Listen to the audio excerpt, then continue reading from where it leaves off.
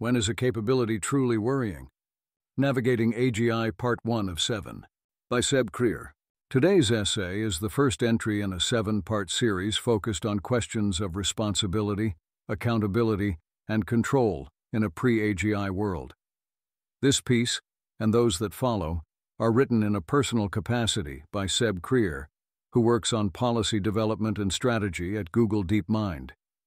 Over the past few years, different tribes and groups have skirmished online and offline to determine the extent to which existing and future AI systems pose risks, what to do about it, and when. Often, though, it seems like this exercise gradually shifts into an advocacy game, and specificity is lost in favor of mimetic potential. It's obvious that these exaggerations are attempts to shift the Overton window, an expression I now deeply loathe, and not to make sense of things. Yet real progress demands discernment, not blanket technophobia or techno-optimism. With this in mind, in the coming weeks I'll be publishing one essay every week or two, attempting to make sense of some of these questions. An important caveat: these are my current high-level thoughts, but they're certainly not set in stone. The nature of AI means my views evolve often, so I highly encourage comments and counterpoints. Over the coming weeks, this series will include the following essays. 1. Defining, delineating, and setting thresholds for dangerous capabilities and implications. When is a capability truly worrying? 2. Not all risks need to be stopped. How should we delineate unacceptably dangerous capabilities and use cases over tolerable risks and harms? 3. How do we use models to bolster societal defenses? 4. Are there ways of reconciling competing visions of fairness in AI? 5. What does a world with many agentic models look like? How should we start thinking about cohabitation? 6. How do you deal with faster disruption and technological displacement in the labor market, both nationally and internationally? 7. How can we balance proliferation and democratization with appropriate oversight when developing and deploying powerful AI systems? Huge thanks to Corey Mathewson, Nick Whitaker, Nick Swanson, Lewis Ho, Adam Hunt, Benjamin Hayem, Gustav Zilgalvis, Harry Law, Nicholas Lundblad, Salim El Sayed, and Jacques Thibodeau for their very helpful comments. Views are my own, etc. Defining, delineating, and setting thresholds for dangerous capabilities and implications. When is a capability truly worrying? Before I start, an important thing to bear in mind is that we can't easily predict which capabilities will emerge from a given training run and from the wider post-training enhancements a model will benefit from. And no, they are not a mirage. If you've read that paper, you should also check out Boaz Barak's post on it here. In practice, for tasks that require sequential reasoning, minor improvements in individual steps can lead to substantial gains in overall performance, and the translation of these incremental improvements into more complex higher-order tasks remains often unpredictable ex ante. So as AI systems improve, they might suddenly demonstrate capabilities at complex task levels that we couldn't have anticipated based on their performance at simpler tasks. We still come up with better ways of using models and eliciting capabilities well after they have been released. By way of analogy, imagine an intricate clockwork mechanism. If a single gear is faulty, the entire system grinds to a halt. However, once that gear is repaired, the clockwork springs to life, its hands gliding smoothly and its chimes echoing with precision. Similarly, AI models require a certain threshold of performance across multiple components before those emergent, unexpected abilities can truly shine. There is a wide space of extremely useful and valuable capabilities we should unlock as a result of better reasoning to memory, agency, and long-term planning. But as we continue training increasingly capable models, it's very plausible that this also enables capabilities that pose extreme risks. And this gets further exacerbated if we imagine violent non-state actors and authoritarian states using them to suppress ideas and people.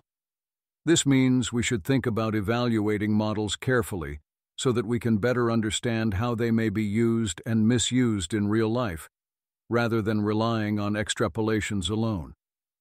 However, precisely defining and delineating what a dangerous capability is can be challenging, and after all, many useful capabilities necessary for good stuff are also useful for doing bad stuff, for example, coding or reasoning. To illustrate, let's unpack persuasion. If a model is capable of swaying you to visit a link or take a particular course of action, how bad is that? Presumably, you expect some persuasion from a therapist, an advisor, or a sports trainer. If I want to eat healthier, maybe it's acceptable for a model to trick me into eating more healthily. Lobotomizing this capability could lead to a decrease in a model's effectiveness overall. But equally, you also may not want to be misled in other contexts. I don't want a model to subtly or unknowingly try to sway political beliefs or preferences over time. On the margins, it's also difficult to determine whether a statement is manipulative given the interplay of emotions and reason. How should we understand calming someone with a reassuring but factually incorrect statement during a crisis, or choosing comfort over hard facts in sensitive situations? When is harm from the process of manipulation justified in view of potential harmful outcomes it prevents? So far, a lot of advertising is fairly ineffective. The benchmarks that ad companies use, e.g. clicks, sales, downloads, are arguably somewhat misleading since they don't distinguish between the selection effect and the advertising effect. Most advertising probably plays the much more benign role of providing information to the consumer. Even more so for political advertising, which is repeatedly shown to be ineffective and a waste of money. Remember Cambridge Analytica? But there may be some more effective ways of doing so that rely less on direct, obvious ads, where recipients have learnt to have their guards up. With more capable AI systems, I expect customized narratives to be a lot more persuasive, and manipulation to be amplified by the emotional trust people place in assistance they rely on. Similarly, misinformation is frequently overhyped despite limited demand and consumption of it. But one could imagine more subtle and harder to measure effects over time, like sowing doubt, reducing trust in institutions, and so on. What does it mean to retain human agency, autonomy here, and what are practical implications for model design?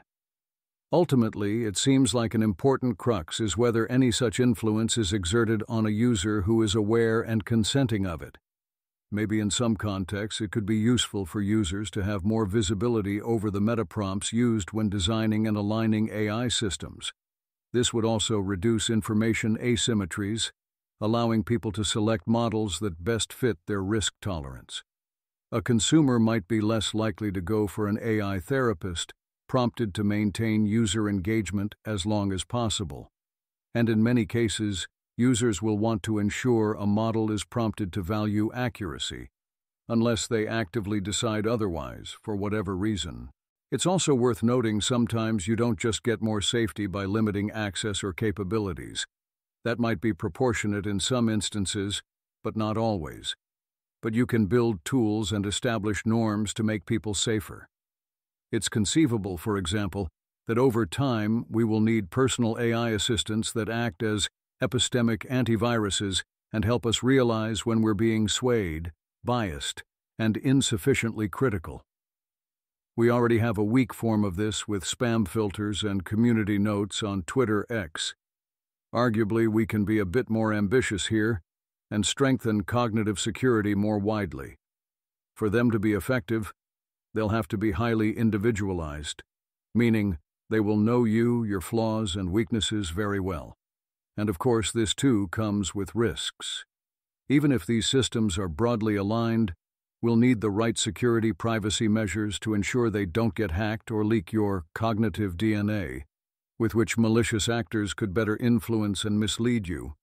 But to me at least, the benefits seem to massively outweigh the risks here. The point is, evaluating these models and assessing how dangerous a particular capability is not always clear-cut. The equivalent is true for other risk domains too. In cybersecurity, if an open model can find security vulnerabilities, Is this alone sufficient to deem a model risky? Does this ultimately help bolster the wisdom of crowds and unearth issues to be fixed quicker, or does it end up giving malicious actors an upper hand? What are the practical implications here in terms of who can access a very powerful model and how? The same questions apply for biorisk. Is a model providing you instructions for making anthrax really that dangerous, when this information is already easily accessible elsewhere? In other words, how low were the barriers to entry before this enhanced capability? A dangerous, not dangerous binary alone is not a particularly helpful frame. Instead, a proper risk analysis should look beyond the capabilities of a model. Indeed, as a paper considering extreme risks notes, risks will depend on how an AI system interacts with a complex world.